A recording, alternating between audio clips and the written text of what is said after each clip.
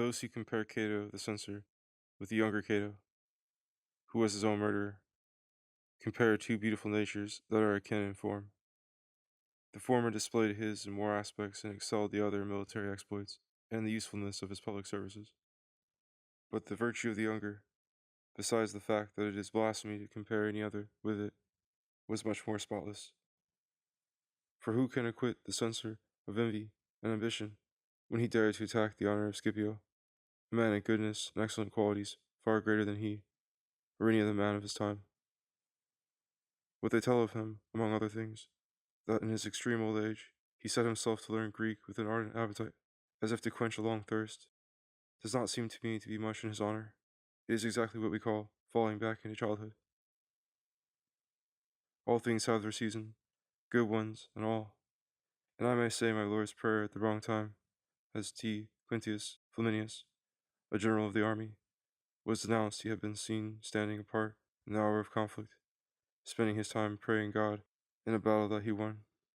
The sage sets bounds even to virtuous things. Eudemonidas, seeing Xenocrates, when he was very old, busied about his school lessons, said, "When will this man know, if he is still learning?" And Philopomen said to those who were highly praising King Ptolemy for hardening his body every day in the exercise of arms, "Is it not a praiseworthy thing in a king of his age to practice them? He should henceforth really employ them." The young man should make his preparations, the old man enjoy their fruits, say the sages. And the greatest defect they observe in our nature is that our desires incessantly renew their youth. We are always beginning to live over again. Our study and our desire should sometimes savor of old age. We have one foot in the grave, and our appetites and pursuits are just being born. You plan, right at the brink of doom, on carving marbles, heedless of your tomb. You play at building houses. The longest of my plans has not a year in extent. Henceforth I think of nothing but making an end. I rid myself of all new hopes and enterprises. I take my last leave of every place I go away from, and dispossess myself every day of what I have. For a long time I have had neither losses nor gains. I have more provisions for the road than I have road left. I have lived and run out the course that fortune gave. In short, this is all the comfort that I find in my old age, that it deadens in me many desires and cares by which life is troubled. Care for how the world goes, care for riches, for greatness, for knowledge, for health, for myself. That man is learning to speak when he needs to learn to be silent forever. We may continue our studies at all times, but not our schooling.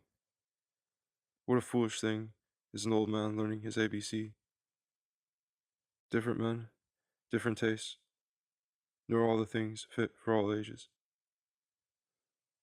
If we must study, let us study something suitable to our condition, so that we may answer like the man who, when he was asked what was the purpose of these studies in his decrepitude, replied, "To depart a better man and more content." Such a study was that of the younger Cato when, feeling his end approaching, he came upon Plato's discussion of the eternity of the soul. Not, obviously, that he had not been long furnished with every sort of equipment for such a departure. Of assurance, firm will, and learning, he had more than Plato has in his writings. His knowledge and his courage were, in this regard, above philosophy. It was not to ease his death that he took up this occupation, but like a man who would not even interrupt his sleep out of concern over such a resolve, he also continued, without choice, without change, his studies, together with the other customary actions of his life.